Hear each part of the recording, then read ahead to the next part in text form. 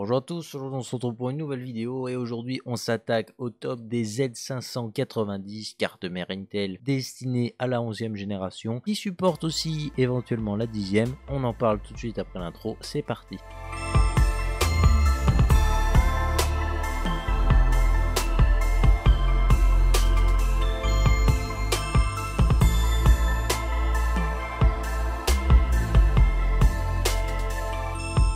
Comme je vous ai dit avant l'intro, aujourd'hui on s'attaque aux meilleures Z590 de tout le marché. Normalement elles ont encore à peu près 6 mois de durée de vie, donc on va essayer de faire ça bien. Ce qu'il faut que vous sachiez avant cette vidéo, c'est que déjà honnêtement, si vous n'avez pas besoin du PCI Express 4.0, donc la plupart d'entre vous, il vaudrait mieux partir sur une Z490 qui coûte beaucoup moins cher. Je pense notamment à la Tomahawk Z490 que vous pouvez trouver autour de 180 €, qui est juste super bien. Et pour ceux qui veulent une carte mère haut de gamme, vous avez la MSI ACE à 300 €. Donc à ce niveau là, cette carte mère elle est juste super rentable, hein, tout simplement. 300 balles pour une carte mère qui était ultra haut de gamme l'année dernière, autour de 600 €. C'est une très bonne carte mère et je pense que vous en serez plutôt content. Donc aujourd'hui on s'attaque à ces cartes mères. On va avoir du ATX en premier temps, du micro ATX en deuxième temps et du mini ITX pour finir. Ça va se passer dans des prix dans l'ordre croissant et du coup je vais vous donner un petit peu leurs avantages, leurs inconvénients au fur et à mesure qu'on avance. Voilà, donc vous retrouverez tout ça dans la description avec des liens affiliés, comme ça soutient un petit peu la chaîne, vous êtes au courant. Et en général, de toute façon, pour la plupart de ces cartes mères, vous gagnez beaucoup d'argent à passer sur Amazon plutôt qu'aller sur un autre site, donc vous êtes gagnant dans pas mal de cas. Après, n'hésitez pas à faire un petit tour quand même pour être sûr, surtout au moment des soldes, comme ça vous êtes sûr que tout est bon et c'est plutôt pas mal. On va commencer tout de suite. Je suis allé sur Top Achat parce que c'est un site que j'aime bien, ils font des belles photos et en plus on a des belles fiches techniques bien remplies. Personnellement, j'ai passé des heures à comparer toutes ces cartes mères, donc honnêtement, si jamais il y a des trucs que je dis qui sont peut-être ou pas complets ou peut-être erronés, c'est possible, hein. Voilà, ça se peut que dans mes recherches je me suis égaré, mais pour la plupart du temps normalement je vous ai réuni un petit peu tout ce qui vous intéresse ici, c'est plutôt pas mal. Donc on va s'attaquer à l'entrée de gamme ici des Z590 avec la Gigabit Z590 UD qui est une carte mère très simple, toute noire. Voilà, il y a vraiment zéro fioriture. Elle est plutôt sobre, elle est plutôt jolie quand même, je trouve. Pour cette carte mère on va avoir une alimentation quand même déjà un peu restreinte puisqu'on va avoir que 8 pins plus 4, alors que 8 pins plus 4 ça peut déjà permettre de taper pas mal dedans, mais du coup c'est pour ça par exemple qu'on va être limité à de l'overclocking sur un i5 et pourquoi pas éventuellement un i7, mais là ça va être plutôt léger puisque i7 i9 on va consommer vraiment beaucoup de courant et ce serait plutôt bien d'avoir du double 8 pins pour alimenter tout ça. Bref, donc cette carte mère elle tourne autour des 150 €, vous pouvez arriver à la retrouver par exemple sur Amazon. Et puis du coup qu'est-ce qu'elle vous offre cette carte mère? Tout simplement déjà des étages d'alimentation plus que corrects. On va se retrouver ici avec un port M.2 dissipé comme vous pouvez le voir, 4 slots de RAM, c'est logique, on est sur un chipset haut de gamme, mais bon peut-être qu'il y en a qui se demandaient. On a ici 13 VRM, sont plutôt pas trop mal refroidis normalement, surtout pour son prix, et du coup là où ça va se jouer plutôt intéressant, c'est qu'elle a 2 Thunderbolt intégrés cette carte mère, donc c'est plutôt intéressant. Au niveau des connectiques arrière, qu'est-ce que vous pourrez retrouver? On va avoir 8 USB, elle a le Wi-Fi, donc ça c'est plutôt pas mal. Vous avez peu de connectiques audio, mais honnêtement pour le début ça suffit. Un port RJ45. Son défaut ici au niveau de la connectique arrière, c'est qu'on n'a qu'un DisplayPort. J'aurais bien aimé un HDMI ou un VGA en plus, comme ça permet de donner un peu plus de possibilités au niveau de l'affichage pour les gens qui font par exemple de la bureautique, ça aurait été pas mal. Mais on a toujours cette prise pour les vieux claviers qui fonctionne bien. J'ai complètement oublié le nom de cette prise, hein, excusez-moi, mais ça permet déjà de pouvoir mettre des vieux périphériques en cas de dèche, c'est pas mal. On s'attaque à la suivante, toujours de chez Gigabit. Ici on va avoir la Gaming X qui apporte une évolution quand même plutôt intéressante. On passe de 150 à 180 €, 30 € d'écart. Et du coup qu'est-ce qu'on va voir comme évolution? Déjà des VRM notamment beaucoup plus nombreux et encore mieux refroidis, donc ça c'est vraiment intéressant. C'est une carte mère qui vous offre vraiment la possibilité de commencer des overclocking assez intéressants, surtout sur un i5 par exemple. On est toujours limité par le nombre d'alimentations en haut, puisque comme vous pouvez le voir on est toujours sur un 8 pins plus un 4 pins. Ça peut limiter certains processeurs, même si je pense quand même que le potentiel doit être plutôt élevé. Ici on a 3 M.2 dont 2 dissipés, ça c'est vraiment intéressant. Pour ce qui va être justement des VRM, encore une fois on va vraiment être sur un truc qui est vraiment intéressant, surtout pour ce prix là. On a quand même pas mal de LED, le design est plutôt joli en aluminium brossé, c'est assez sympathique.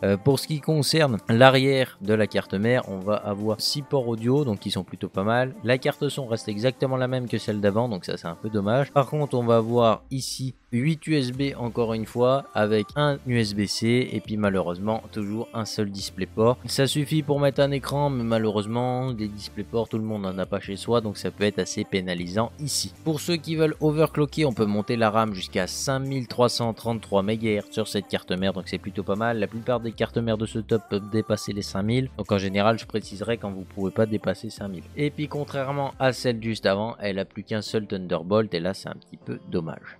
Après, pour ceux qui veulent, on va avoir une alternative à cette Gaming X, c'est la MSI Z590A Pro qui est légèrement moins intéressante, mais du coup, si jamais l'une des deux est moins chère que l'autre, ça peut faire une bonne alternative ici. Au niveau des VRM, elle est légèrement moins intéressante que la Gaming X, toutefois, elle reste quand même bonne. On a toujours 3 M.2, mais cette fois-ci, il n'y en a qu'un dissipé, là où il y en avait 2 sur l'ancienne. Enfin, toujours 12 pins d'alimentation pour le processeur, donc ça c'est un petit peu dommage aussi. Par contre, ici, on va avoir l'alimentation de la carte graphique en plus qui arrive en bas de la carte mère, donc c'est une alimentation externe pour apporter un peu plus de courant et un peu plus de stabilité. Là où la MSI tape aussi un peu plus fort, donc c'est déjà pas au niveau du design parce que personnellement je la trouve moche, hein, je sais pas vous. Mais par contre au niveau de l'arrière, on va avoir plus de connectiques, plus de ports pour la vidéo. Donc on va avoir un HDMI et un DisplayPort et là ça ouvre déjà plus de portes, notamment aux gens qui veulent faire de la bureautique. Toujours autant de ports jack, pas encore de fibre optique malheureusement. Et puis du coup on garde quand même pas mal de choses, dont un bouton pour flasher le BIOS, donc ce qui est quand même plutôt pas mal. Cette carte mère on la retrouve également autour des 180 € ici, disponible avec le Wi-Fi ou non. Pour ce qui est de l'organisation des étages d'alimentation, on a 15 VRM, donc on en a 12 qui sont privés pour le pros. Après on doit avoir 2 phases, plus un seul pour la RAM. Voilà, chez MSI en général ça marche comme ça. C'est une conception plutôt intéressante aussi. La pile par contre elle est un peu mal placée, hein. Là on peut voir la pile elle est pile sous la carte graphique, donc c'est à dire que si vous avez une grosse carte, on va démonter la carte graphique et remettre le BIOS à 0, donc c'est un petit peu dommage je trouve. Voilà, sinon ça reste une bonne carte mère quand même. Maintenant on commence à arriver dans le milieu de gamme de ces Z590 avec une Asus, et cette fois-ci c'est la Asus TUF Gaming Z590 Plus avec ou sans Wi-Fi, c'est vous qui voyez. En général la version Wi-Fi est moins chère que celle sans Wi-Fi, je comprends pas le concept, mais bon on va pas se plaindre on va dire. Et là on attaque une carte mère qui est vraiment costaud, VRM bien refroidi et VRM surtout très performant. Toujours 12 pins d'alimentation. Ici on se retrouve avec 3 ports M.2, on prend une nette amélioration quand même au niveau du son. Pour ce qui est du son justement, donc on en parle, Asus a tout le temps intégré sa réduction de bruit, donc en gros quelle que soit la carte mère Asus que vous avez depuis la 10e génération de pros, vous avez une réduction de bruit intégrée et ça c'est plutôt intéressant. Déjà un design plutôt efficace, hein, elle est plutôt jolie, plutôt costaud, et ce qu'on va retrouver notamment au niveau de la YoShield comme port, c'est qu'on va avoir la possibilité de mettre une fibre optique, la possibilité d'avoir le Wi-Fi ou non comme je vous ai dit, mais ça dépend de l'option que vous prenez sur votre carte mère. Et par contre son petit défaut ça va être malheureusement au niveau des ports USB, il y en a très peu et c'est un petit peu dommage. J'aurais bien aimé un peu plus. Par contre cette carte mère fait vraiment très mastoc, hein, elle est quand même vachement bien remplie. On voit qu'elle est quand même vachement complète et ça saute tout de suite aux yeux qu'il y a quand même de quoi s'équiper là-dedans. Malheureusement comparé à celle d'avant, on pourra pousser la RAM que jusqu'à 5133 MHz, donc malheureusement, hein, oulala mon dieu, quel sacrilège on va dire. Non mais c'est pas grave, mais ceux qui vont faire beaucoup d'overclocking, surtout sur la mémoire, faut savoir que vous pourrez pas aller plus haut que 5133 MHz ici. Une alternative à quelques euros de plus, ici on a 25 € de plus avec la MSI Mag Tomahawk, disponible avec ou sans le Wi-Fi. Et on se retrouve encore une fois sur la série Tomahawk qui a toujours ce design très robuste encore une fois. La TUF et Tomahawk en général, elles essaient de se taper un peu dessus. Elles sont toutes les deux destinées à la même gamme et du coup elles sont plutôt agressives. Ici on va avoir des VRM totalement aussi performants que la TUF juste avant. Toujours 3 ports M.2 totalement dissipés. Les nombres d'alimentation ne changent pas, on est toujours en 12 pins pour le processeur comme vous pouvez le voir. Donc finalement en fait on y est plutôt souvent, hein, comme vous avez pu le remarquer. Ici on va avoir un DisplayPort en HDMI, ce qui est intéressant pour la connectique, un RJ45 en 2,5 gigabits, donc ça change toujours pas de toutes les autres cartes mères qu'on a vu avant. Là on a la fibre optique plus 5 ports jack 3.5, donc vous pourrez faire du home cinéma avec tout ça, c'est plutôt pas mal. Et puis on se retrouve aussi avec 7 ports USB, donc ça peut être un peu pénalisant, même si je trouve encore qu'MSI a fait un bel effort cette année sur leur carte mère et on a intégré un peu plus que prévu. Un USB-C également comme la plupart des cartes. Là aussi on a vraiment un bonus également puisqu'on prend encore une amélioration au niveau de la carte son, puisqu'ici on passe de la Realtek S1200A sur la TUF à la Realtek ALC 4080, donc il y a quand même une petite évolution ici. Ce qu'il faut savoir également, c'est qu'on a encore une fois l'alimentation dédiée de la carte graphique ici, 6 pins en bas de la carte mère comme sur toutes les prochaines cartes mère MSI que vous verrez, des fois que je l'oublie comme ça vous le savez. Et du coup qu'est-ce qui va se passer ici, c'est qu'il est là là pour faire l'appoint et améliorer la stabilité de la tension de la carte, et en plus en cas d'overclocking il est là aussi pour maintenir le jus dans l'histoire. Très bonne carte mère, autour des 265 €, elle fait plutôt bien le boulot. On passe à la prochaine et cette fois-ci on retourne chez Asus. De toute façon vous verrez, on va stagner entre Asus MSI, donc voilà, il faudra pas vous étonner s'il y a que de ça. Donc là on s'attaque à la Asus ROG Strix Z590. Donc elle est toute blanche, malheureusement il y en a qui vont peut-être pas aimer. En l'occurrence pour quasiment le même prix vous avez la F, donc c'est deux cartes totalement différentes. Par contre celle-là faudra pas les confondre, elles ont chacune leurs petits trucs différents. Donc moi je vous propose de vous présenter d'abord la A pour ceux qui veulent des configs blanches, et juste après je vais vous montrer la F, comme ça on restera un petit peu autour, et après je vais vous présenter les alternatives ici de chez MSI pour concurrencer un petit peu tout ça. Donc on se retrouve du coup ici avec la Z590A qui, comme vous pouvez le voir, a quand même le Wi-Fi, tout simplement, puisque là à partir du moment où on atteint ROG, la gamme ROG a quasiment tout le temps une Wi-Fi, voire toujours. C'est plutôt pas mal de la part d'Asus de faire ça. Maintenant cette carte mère, qu'est-ce qu'elle propose? Déjà elle propose un super beau design blanc, gris on va dire, mais elle est vraiment très jolie. Il n'y aura pas dans toutes les configs, mais ceux qui sont fans du blanc c'est plutôt pas mal. Toujours 12 pins d'alimentation ici pour le processeur, 24 pins pour alimenter la carte mère, ça vous avez l'habitude. On va avoir 3 ports M.2 totalement dissipés ici, des VRM vraiment très costauds. On en a sur cette carte mère exactement 17 VRM, donc ils sont plutôt robustes. Ça va offrir de quoi overclocker très violent. i7 ça commence à déjà passer avec la TUF et la Tomahawk, ici i7 sans trop de problèmes, et pourquoi pas un i9 parce que les ROG les tiennent plutôt pas mal. Alors peut-être pas overclocking extrême avec un i9, on va pouvoir commencer à quand même déjà pas mal en tirer bien parti. Ici du coup sur cette carte mère, qu'est-ce qu'on va avoir comme avantage en plus de ces M.2? On va avoir le nombre d'USB sur la YoShield qui est juste fou, comme vous pouvez le voir, à 8 encore une fois, donc c'est plutôt bien. Ils ont vraiment bien garni sur cette catégorie. Malheureusement on n'a que 5 jack 3.5, on n'a pas de fibre optique, ça c'est vraiment dommage. On a par contre un USB type C pour l'audio, donc je pense qu'il doit être dédié. Ça peut faire peut-être pour des écouteurs sans fil, je pense à des Huawei, tout ça. Bref, je sais pas, après peut-être que vous avez d'autres périphériques en USB-C audio que je connais pas forcément. Le Wi-Fi comme on a dit, après on va avoir un autre USB type C, on va avoir un bouton de reset et de flash BIOS, plus la connectique vidéo. Au niveau de la carte son, on est exactement sur la même carte son qu'avant, on peut toujours profiter ici de la réduction de bruit par Asus. On va avoir en plus c'est un jumper survoltage CPU, on va avoir un header pour capteur thermique en plus, donc ça c'est plutôt pas mal pour ceux qui aiment bien overclocker. Malheureusement la RAM sera encore une fois bridée à 5133 MHz sur cette carte mère, et puis pour le prix c'est on aura toujours un seul DisplayPort. Maintenant on passe à sa sœur qui est totalement noire, et ce sera la ROG Strix Z590F qui se trouve juste ici. Après on enchaîne avec les deux MSI au même tarif, comme ça vous aurez du choix au niveau là. Pour cette ROG Strix Z590F Gaming, qu'est-ce qu'on retrouve actuellement? Alors déjà on la retrouve autour des 310 €, là où la Z590 on peut aussi la retrouver à 310 €. Donc ces deux là elles se font concurrence sur le marché, mais elles visent pas du tout les mêmes clients par exemple, notamment que la F possède 4 ports M.2 là où la A ne possède que 3. On va aussi retrouver des USB-C sur la YoShield, on va avoir toujours un seul port réseau en 2,5 gigabits, ça change pas.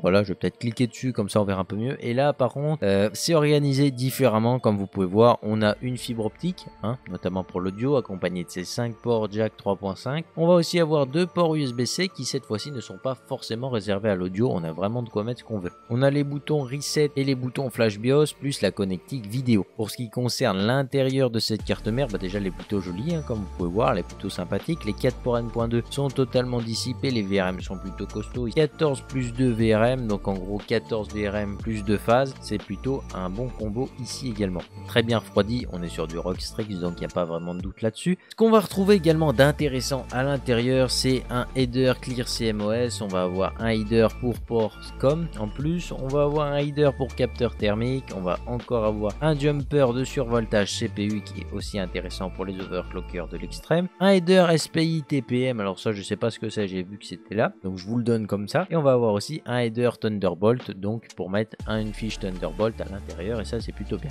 Et puis du coup son gros défaut, on va dire, son gros défaut pour les overclockers de l'extrême, c'est qu'elle pourra monter cette fois-ci que 4800 MHz sur la RAM. Ça c'est un petit peu dommage, mais pour tout le reste elle est juste super cette carte mère, surtout pour 310 €, ça c'est plutôt bien. Maintenant on passe chez MSI pour voir les alternatives que vous avez. Vous avez encore une fois deux alternatives, tiens j'ai pas précisé mais la F a le Wi-Fi également. Du coup chez MSI MSI, comme vous pouvez voir, on a une des cartes mères qu'on a vu récemment sur la chaîne, qui est la mienne. On va voir la Gaming Force ici. Qu'est-ce qu'elle a d'intéressante, la Gaming Force, pour son prix? Alors, elle a pas le Wi-Fi, donc ça c'est vraiment son gros défaut. C'est dommage qu'à ce prix-là on n'ait pas le Wi-Fi. Par contre, on va avoir 3 ports M.2 totalement dissipés, les VRM cachés sous un épais radiateur avec un caloduc. Mais ici, on va voir déjà une carte mère qui a comme point fort son design, puisqu'il sort quand même pas mal du commun. Pour certains, ça va être un inconvénient, pour d'autres, ça va être un avantage. Personnellement, pour moi, c'est plutôt un avantage. Et du coup, qu'est-ce qu'on retrouve d'intéressant ici? Il faut savoir que cette carte mère possède 18 VRM de 75 ampères avec 16 VRM dédiés au CPU, une phase plus un contrôleur pour la mémoire. Elle a vraiment des VRM plutôt costauds, et ces VRM costauds, elle les hérite de sa grande sœur, la Carbone. La grande sœur qui coûte à peu près le même prix, donc ça, j'ai pas tellement compris le but des MSI sur ce domaine-là. Et du coup, qu'est-ce qu'elle nous offre en plus de tout ça? On va avoir 3 PCI Express 16, la possibilité de faire le Crossfire X3, donc avec 3 cartes graphiques. On va avoir également l'alimentation dédiée de la carte graphique en bas, toujours une carte audio de très bonne qualité avec la 4080 de chez Realtek. Et puis voilà, c'est plutôt pas mal déjà. Et là, on passe sur des grosses alimentations, puisque comme vous voyez en haut de la carte mère, on a 2 x 8 pins, là où les Asus étaient en 12 pins. Voilà, on commence à arriver dans du lourd. Là, vous pouvez largement mettre un i9 dessus, et les i7 ils tiennent parfaitement dessus et plutôt bien overclockés aussi. On est plutôt bien servi avec cette carte mère. Au niveau de la IO-Shield, là on tape encore une fois sur du lourd avec 9 USB, donc là c'est la carte mère qui a le plus d'USB jusqu'à maintenant. Un port RJ45 2,5 Gigabits, 5 sorties jack 3.5, une fibre optique, un USB-C plus la connectique visuelle. La IO-Shield est déjà intégrée d'ailleurs, pour ceux qui se demandent, il n'y a pas besoin de la mettre au fond du boîtier. On passe ici à sa grande sœur, la Carbone, que vous trouverez un peu plus près des 310 €, 320, voilà, ça circule comme ça. Sur Top Achat, elle a 390 €, mais bon, honnêtement, à ce prix-là, moyen, hein, moi j'y crois pas trop. L'avantage de la Carbone, c'est qu'elle peut avoir le Wi-Fi ou non, ça c'est vous qui voyez. Et puis du coup, elle a exactement les mêmes étages d'alimentation que celle qu'on a fait juste avant. D'ailleurs, je pense que ces deux cartes sont totalement identiques, parce que quand on regarde les fiches techniques, honnêtement, c'est exactement les mêmes. Donc il n'y a rien à dire de plus, seulement il y en a une qui est totalement noire, là où l'autre est totalement bleue. Ça va pas plaire à tout le monde, mais voilà, honnêtement, ces deux cartes, à part le Wi-Fi, il n'y a vraiment aucune différence, et c'est un petit peu dommage, parce que du coup, ça veut dire que d'un côté, la Gaming Force est super intéressante, parce qu'elle est lancée à 350 €, elle retombe à 300, et du coup, vous avez tous les avantages de la Carbone qui coûte quand même quasiment 100 € de plus de base. Donc voilà, c'est un petit peu étrange comme façon de faire. Et du coup, là, on va attaquer le haut de gamme avec une ROG Strix encore une fois, et là, on va attaquer la ROG Strix Z590 E-Gaming, qui est la F mais version overkill, un peu plus, on s'adresse plus au même public ici. Et du coup, cette carte mère, qu'est-ce qu'elle nous propose? Déjà un design qui est encore une fois très sobre mais quand même élégant, puisqu'on a toujours des petits écrans, des petites LED assez bien ajoutées à droite à gauche. Déjà, on commence par la IO-Shield, parce que je trouve que la IO-Shield est particulièrement intéressante sur cette carte mère. On va avoir deux RJ45 en 2,5 Gigabits, donc le réseau ça va y aller. On va avoir 5 ports jack 3.5, on va avoir une fibre optique, donc vous avez largement de quoi faire un home cinéma à la maison. Je profite pour vous rappeler, vous avez la réduction de bruit, encore une fois intégrée chez Asus. Vous avez le Wi-Fi qui peut se mettre, parce que toutes les ROG Strix ont la Wi-Fi ici. Et après, du coup, on va voir le reset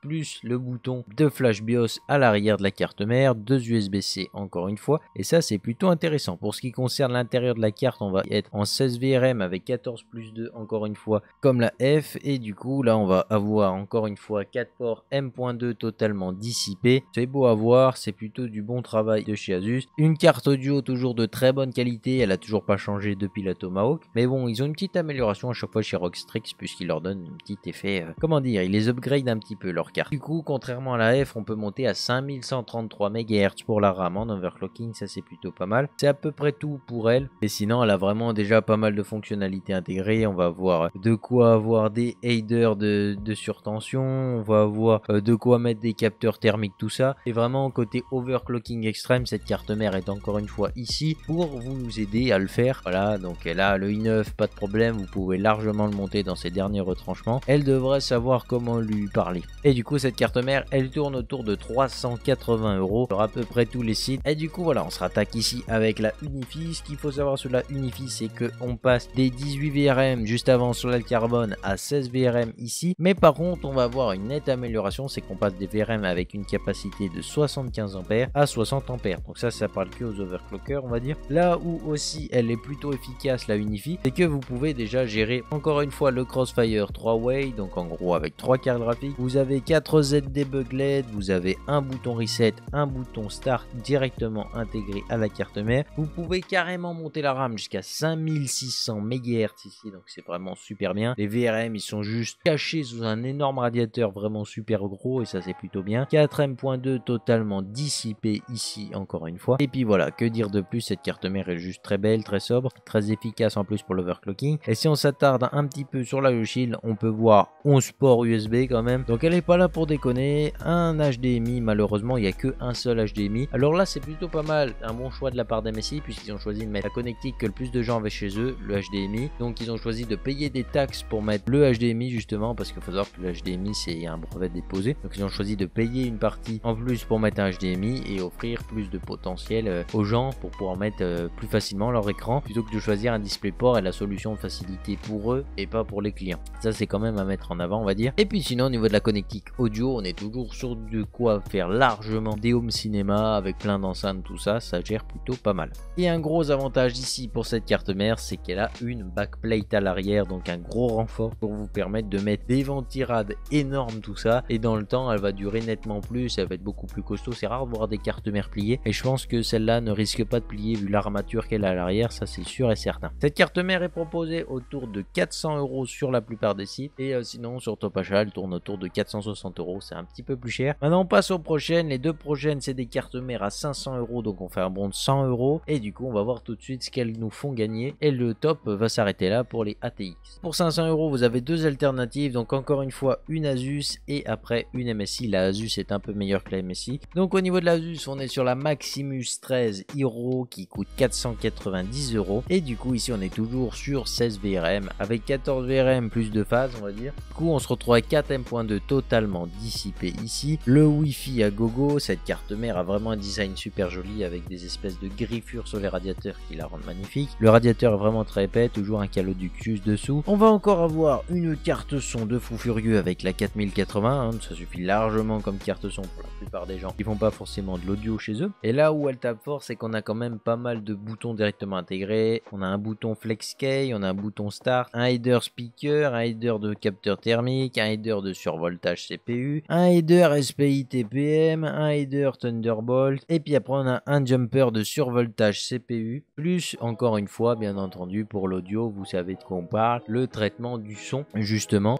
directement intégré à cette carte mère. Et là aussi on retrouve encore une fois un joli bundle logiciel, j'ai envie de vous dire, c'est que cette carte mère profite de AI Overclocking de chez Asus, la nouvelle technologie fraîchement sortie qui vous permet d'overclocker plutôt pas mal vos processeurs en 2 clics. Et bien entendu on a le Wi-Fi intégré, hein, comme toutes les ROG. Donc ici comme vous pouvez le voir on a les boutons sur l'arrière de la IOShield, Reset plus Flash BIOS. On va avoir encore une fois 8 ports USB, un HDMI, 5 ports audio, 2 RJ45 2,5 Gb et 2 ports USB type C, donc c'est plutôt pas mal. Et pour finir ce top ATX, c'est la MSI Make Z590 ACE qui est une très belle carte mère. Elle existe notamment en blanc et doré pour ceux qui veulent. Elle est plutôt jolie hein, effectivement, et elle va avoir les mêmes alimentations que la Unifi juste avant. Qu'est-ce qu'elle va avoir comme avantage cette carte? C'est que déjà contrairement à la Unifi, elle supporte ici les SLI de Way, donc avec 2 cartes graphiques, et les Crossfire 3 cartes graphiques, donc c'est plutôt pas mal. Pour le multi GPU elle va plutôt être présente cette carte mère. 4M.2 dissipé encore une fois hein, d'ailleurs on le voit sous ses imposants radiateurs. Les VRM qui sont encore une fois plutôt bien refroidis. On retrouve encore une fois double 8 pins pour alimenter le processeur, mais bon comprenez très clairement que ce genre de carte mère c'est pas là pour mettre un i5 dessus hein, très clairement pas du tout. Donc vaut mieux mettre un i9 et puis pourquoi pas taper dedans comme un ouf hein, que sinon ça sert à rien d'investir autant. Là où elle est encore une fois très performante, c'est que comme la Unifi elle profite d'un overclocking sur la RAM jusqu'à 5600 MHz, ce qui est plutôt intéressant, et elle est encore une fois fournie avec pas mal de boutons. On va avoir le bouton Start, le bouton Reset, un écran de debug LED, donc ça c'est plutôt utile pour pas mal de gens. Que quand il y a un problème vous savez tout de suite parce qu'il est écrit dessus. Au niveau de l'audio, ici on va avoir par contre une carte son légèrement améliorée. Elle y était déjà sur la Unifi, j'ai pas pensé de vous dire, mais du coup vous avez la 4080 de chez Realtek mais légèrement améliorée, un petit peu comme à la manière d'Asus. Cette carte mère a également une backplate à l'arrière pour être bien renforcée et ça c'est plutôt intéressant. Et sinon bah, c'est à peu près tout pour elle. Sinon son gros défaut c'est qu'elle aurait aurait pas de DisplayPort éventuellement. Pour ceux qui voudraient mettre 2 écrans dans sa carte mère, il pourra pas parce qu'il n'y a qu'un seul HDMI. C'est à peu près tout pour Stop ATX. Normalement, il y en a pour tous les goûts déjà. Et puis maintenant, on va s'attaquer au micro ATX et puis on va finir avec le mini ITX. Ça concerne moins de gens, donc il y a beaucoup moins de cartes mères avec des budgets un peu plus dispersés, on va dire. Donc on commence ces micro ATX avec encore une fois une Gigabit Z590M. Donc là, c'est vraiment le minimum, on va dire. Elle a des VRM plutôt costaud, vous permet un petit peu d'overclocker. Pour son gros point fort, c'est la connectivité vidéo avec un DVI, un DisplayPort et un HDMI qui vous offre quand même pas mal de possibilités au niveau des écrans. Là où c'est un gros défaut par contre, parce que ça prend beaucoup de place les ports vidéo, et bah c'est qu'il n'y a que 5 USB malheureusement, et ça c'est plutôt très limité. 3 jack 3.5 en plus, et puis un port RJ45 en 2,5 gigabits. Par contre là où elle tape quand même plutôt fort, c'est qu'on a déjà 2 ports M.2 qui sont plutôt pas mal.